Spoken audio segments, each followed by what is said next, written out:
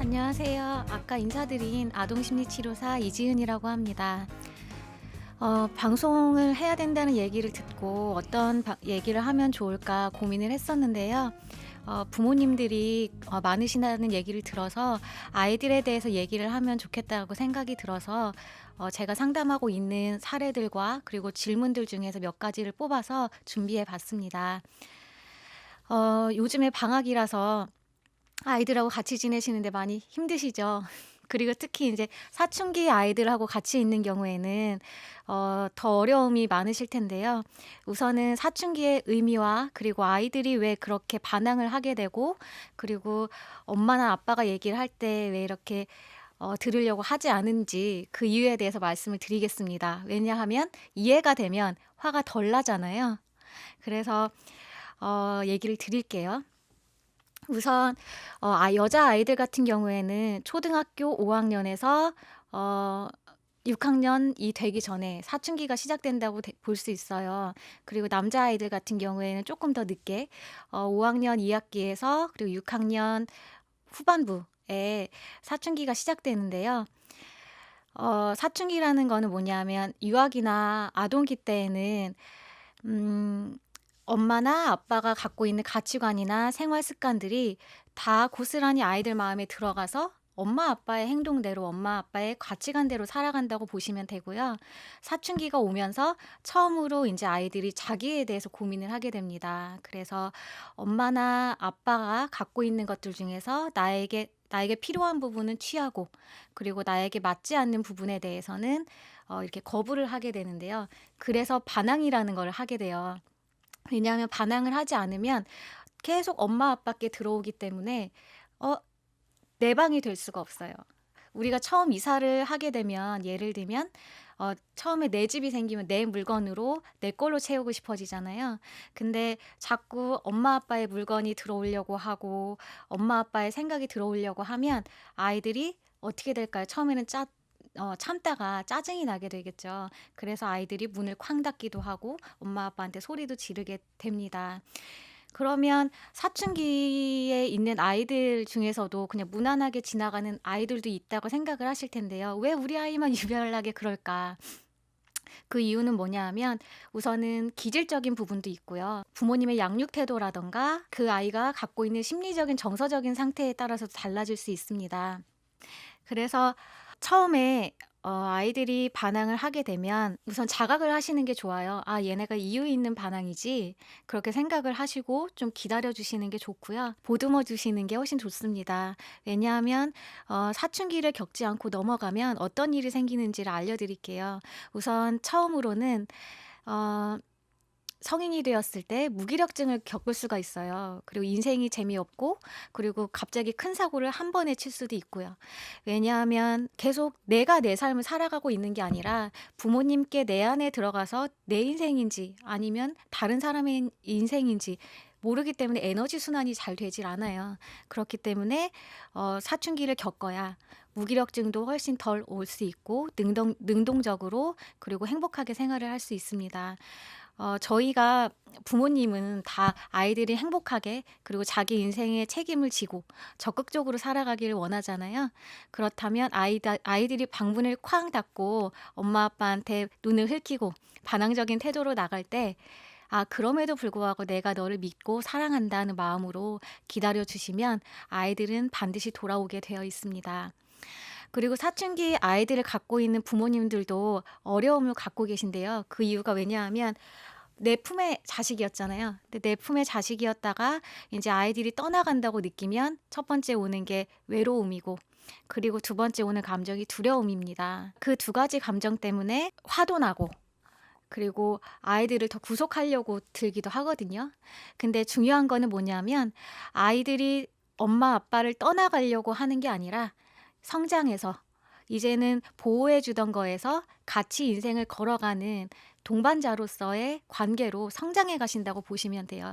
그래서 아이들이 사춘기에 있을 때 힘드시고 어려우시겠지만 부모님이 같이 성장하는 단계를 거치시면 훨씬 아이들하고 편안하고 깊이 있는 관계로 다시 만나실 수가 있습니다. 그래서 걱정하지 않으셔도 됩니다. 그리고 제가 두 번째로 준비 드리고 싶은 거는 에너지에 대한 부분이에요. 그래서 에너지 하면 되게 생소하신데 저희는 모두 다 에너지를 갖고 있습니다. 저 지금 말씀을 드리고 있는 저도 에너지를 갖고 있고, 그리고 이 안에 계신 분들께서도 에너지를 갖고 계시고요. 그리고 지금 이 방송을 같이 보고 계시고 듣고 계신 여러분들도 에너지를 갖고 계십니다. 그래서 저희가 한 가지 예를 들어보면 제가 캐나다에 있을 때 수업을 들었었거든요. 어떤 거였냐면 에너지를 경험하는 거였어요. 어 A하고 B 두 명이 있어요. 그래서 A는 눈을 감습니다.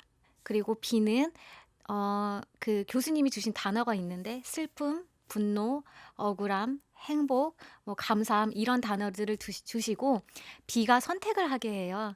그러면 B는 A한테 말하지 않고 뭐 감사라는 단어를 선택을 합니다. 그리고 B도 같이 A와 같이 눈을 감아요.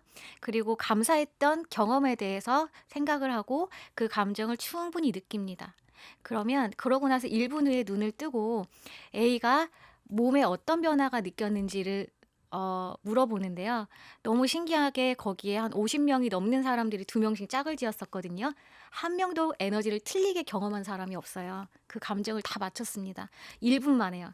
그거는 어떤 얘기냐면 1분 안에 우리가 이 사람을 어떤 사람을 딱 만났을 때 그 에너지는 이미 전해진다는 거예요. 그래서 치료사가 제일 중요한 거는 내담자분들이 오시기 전에 편안하고 안전하고 그리고 건강한 에너지를 유지하는 거, 그게 제일 기본이라고 할 수 있습니다. 그래서 어떻게 아이들하고 이 부분이 통할까를 얘기를 드릴게요. 아이가 학교에서 왔어요. 근데 학교에서 와서 문에 딱 현관문에 들어섰는데 아이들은 벌써 느낍니다. 집안 분위기가 뭔가 이상해. 에너지가 이상해. 아이들은 벌써 느꼈는데 엄마가 나왔어요. 엄마 무슨 일 있어? 하고 물었는데 엄마는 대답합니다. 아니, 아무 일도 없었어. 근데 애들은 벌써 느끼고 있거든요. 무슨 일이 있다는 걸. 어떤 일이 있었냐면 엄마하고 아빠하고 싸운 거예요. 부부싸움 자주 하잖아요. 근데 대부분의 부모님들은 아이들한테 부부가 우리가 싸운다는 걸 알리고 싶지 않아 해요. 그래서 우리는 안 싸웠다라고 얘기하지만 이미 아이들은 알고 있어요. 그러면 아이들이 알고 있을 때 아니라고 얘기는 하지만 아이들은 어떤 감정을 느끼냐면 두려움을 느낍니다. 그래서 어른들은 뭐 두려움을 느낄 때 말이 없어진다든가 뭐 이렇게 아무것 뭐 집중을 못 한다든가 그렇게 드러나지만 아이들은 산만해져요. 왜냐하면 두려워하면 말도 많아지고 산만해지고 방방방방 떠다니거든요. 그거는 애들이 좀 뭔가 마음이 불편함이 있다는 얘기예요. 그래서 이럴 때는 차라리 솔직하게 얘기를 해 주는 게 아이들한테는 훨씬 도움이 됩니다. 뭐 예를 들어서 철수라고 할게요. "철수야, 집에 들어왔는데 뭔가 좀 평상시랑 달랐지. 사실은 오늘 엄마 아빠랑 좀 싸웠어. 근데 너도 친구들이랑 싸운 것처럼 엄마 아빠도 싸울 수가 있고, 그리고 엄마 아빠도 이제 얘기를 해서 곧 화해할 거야. 그러니까 걱정하지 마." 이렇게 얘기를 해 주시면 아이는 알죠. '아, 이래서 집안 공기가 에너지가 이랬구나.' 그러면 아이들은 두려워할 필요가 없어요. 그럼 아이들은 자기 나름대로 자기 거 하고 뭐 숙제를 하든지 놀든지 더 집중을 잘할 수가 있습니다. 그래서 싸운 거를 숨기는 게 중요한 게 아니라요. 그냥 싸웠을 때는 싸웠다 얘기하시고 어떻게 건강하게 해결하는지를 보여주시면 또 아이들한테는 아주 좋은 교육이 되기도 합니다. 그래서 당당하게 싸우십시오. 그리고 또 말씀드릴 거는 어른들에 비해서 아이들은 감각 기관들이 깨어 있어요. 그래서 어른들도 빨리 느끼지만 아이들은 모든 감각 기관을 통해서 에너지를 느끼기 때문에 솔직한 게 제일 좋습니다. 예를 들어서 엄마가 기분이 나빠 있어요. 근데 아이가 물어봅니다. "엄마 기분이 왜 나빠?" 아니 엄마 안 나쁜데?" 혼란스러워요. 그래서 산만해지거나 아니면 아이들이 당황을 합니다. 어떻게 엄마한테 다가가야 할지 몰라요. 근데 사실대로 말씀하시는 겁니다. "엄마가 오늘 지갑을 잃어버려서 뭐 속상하고 화가 나." 라고 얘기하면 아이들은 대처를 할 수가 있죠. 어떤 아이가 이렇게 얘기했다고 하더라고요. "엄마, 내가 용돈 모아서 사줄게." 훨씬 건강한 반응입니다. 그래서 솔직하게 얘기해 주시는 게 좋아요. 또 한 가지 비슷한 예를 드릴게요. 하나는 20대 아가씨라고 해야 되겠죠. 아가씨가 상담을 받으러 왔어요. 이유가 뭐냐고 물어보니까 아빠하고 6년 동안 얘기를 하지 않았다고 하더라고요. 그래서 이유를 물어봤더니 어 자기가 중학교 때 아빠가 사업이 힘드셨대요. 외동딸이었는데. 근데 부모님들은 사업이 힘들 때 아이들한테 얘기를 하고 싶어 하지 않아요. 왜냐하면 "너네 걱정하지 말고 공부만 열심히 하면 된다. 힘든 거는 엄마 아빠가 다 견딜게. 이겨낼게." 이런 의미가 있어요. 근데 이 여자친구가 생각한 건 뭐냐면 어 엄마 아빠가 뭔가 힘들고 나한테 좀 짜증도 내고 좀 평상시와 다른데 왜 나한테는 얘기를 해 주지 않지? 나는 이 집안의 뭐지? 가족인가? 혼란스러웠던 거예요. 그래서 오히려 공부를 더 열심히 한 게 아니라 나쁜 친구들하고 어울렸어요. 그러다 보니까 아빠 엄마가 힘든 상황에서 아이가 나쁜 친구들하고 어울리고 공부도 안 하니까 어떻게 엄마 아빠가 반응하셨겠어요? 비난하셨겠죠. "너 왜 그러냐 도대체. 엄마 아빠가 못 해준 게 뭐냐." 이런 비난을 하셨는데 근본적인 이유는 그거였어요. 소속감. 그래서 차라리 엄마 아빠가 힘든 일이 있을 때는 "딸아, 엄마 아빠가 지금 사업이 잘 되고 있지 않단다. 그래서 어려워. 그래서 엄마 아빠가 좀 너한테 짜증을 낼 수도 있고 소홀해질 수도 있는데 엄마 아빠가 이겨낼 테니까 걱정하지 말고 너는 공부에만 힘쓰렴." 하고 얘기를 해 주면 아이는 알아요. '아, 엄마 아빠가 지금 힘든 상황이 있구나.' 그러면 아이가 어떻게 할 수 있을까요? 더 엄마 아빠를 위해서라도 공부를 열심히 해야지. 더 긍정적인 방향으로 나갈 수가 있습니다. 그래서 제가 여기에서 말씀드리는 포인트는 아이들한테 솔직하자. 아이들을 위해서 숨긴다고 도움이 되는 게 아니라 아이들은 에너지로 느끼고 진정성으로 느끼기 때문에 오히려 솔직하게, 그리고 돌려서 얘기하는 건 애들은 잘 알아듣지 못해요. 두뇌 발달이 성인하고 다르게 되어 있기 때문에 차라리 직선적으로 있는 사건을 있는 그대로 얘기해 주는 게 도움이 됩니다. 세 번째로 말씀드릴 거는요. 저한테 오는 아이들 중에 대다수가 ADHD를 겪고 있거나 틱 증상을 갖고 오는 경우가 많은데요. 가장 많이 물어보시는 것 중에 하나가 "약을 먹여야 할까요? 말아야 할까요?"예요. 그래서 저 같아도 제 아이한테 약을 먹여야 한다고 생각하면 진짜 고민이 많이 될 것 같아요. 지금 아동심리치료사로 일한 지는 9년 정도 되는데 그동안에 겪으면서 발견한 거는 환경적인 ADHD와 그리고 기질적인 ADHD가 있다는 점이에요. 그래서 환경적인 ADHD는 뭐냐 하면 선천적인 게 아니라 부모님의 양육 태도라든가 아니면 환경, 부모님의 사이, 요즘에는 학교 생활도 어려움이 많기 때문에 학교 생활에서 오는 어려움에서도 올 수도 있고요. 그래서 환경적인 ADHD 같은 경우에는 심리치료만으로도 치료가 되는 사례들이 꽤 많이 있었고요. 근본적인 문제가 해결이 되었을 때 다시 정상적으로 학교 생활을 하고 그리고 책도 읽을 수 있었고 그리고 자기의 감정도 조절할 수 있었습니다. 근데 기질적인 ADHD 같은 경우에는요. 태내에서부터 전두엽에 이미 문제가 생겨서 오는 증상이기 때문에 그 경우에는 약물 치료가 훨씬 더 도움이 많이 됩니다. 그래서 진단을 했을 때 꼭 환경적이다, 기질적이다 이렇게 나오지는 않거든요. 그냥 ADHD 하나로만 나와요. 그래서 처음에 이제 놀이 치료를 하다 보면 몇 회기를 거치다 보면 그게 이렇게 분류가 되는데요. 그래서 우선은 그에 따라서 대처를 하시는 게 좋고 약물 치료를 해서도 효과를 많이 보는 경우가 많습니다. 그리고 충분히 검증된 약이기 때문에 많이 걱정은 하지 않으셔도 될 것 같습니다. 두 번째 이제 이어서 말씀드릴 거는 틱 장애 아이들인데요.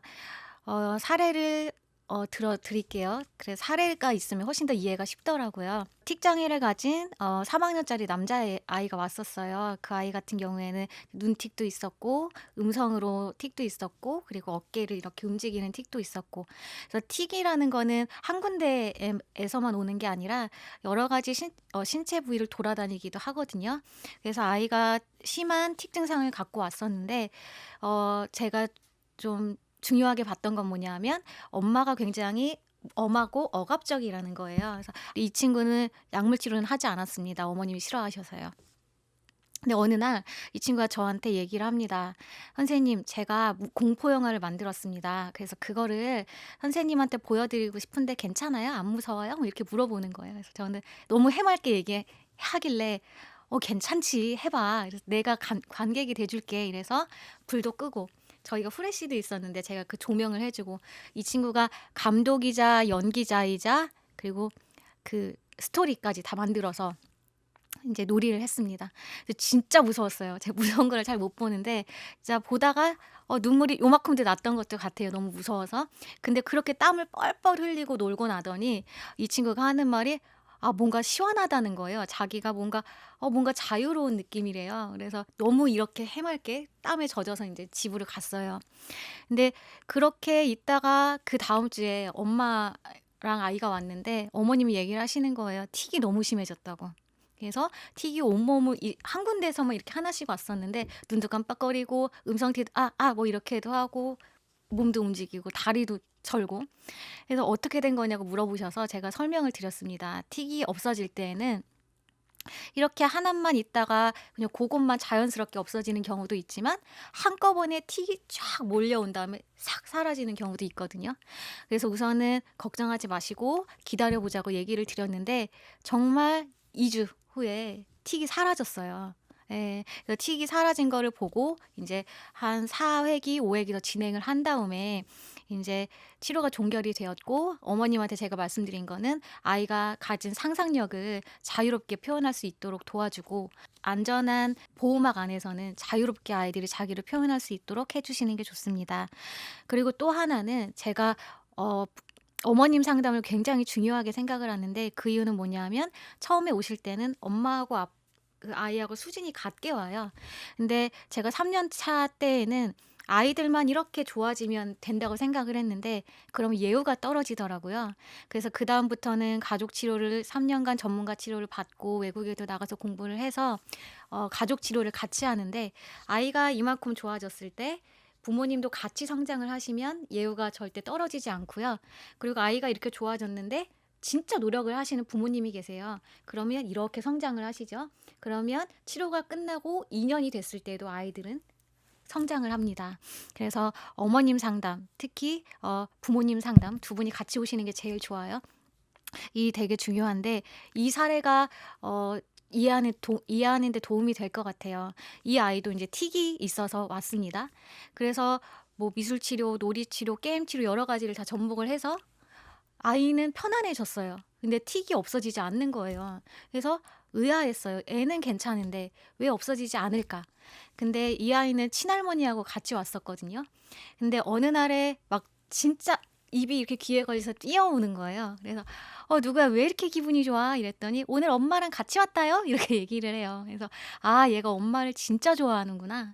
그래서 어머님이 딱 오셨는데 제가 느꼈던 건 뭐냐면 '아 어머님이 우울하시구나. 어머님이 힘드시구나.'가 우선은 제 첫 느낌이었어요. 그래서 이 얘기를 듣다 보니 친할머니하고 같이 살아요. 그러니까 시어머니죠.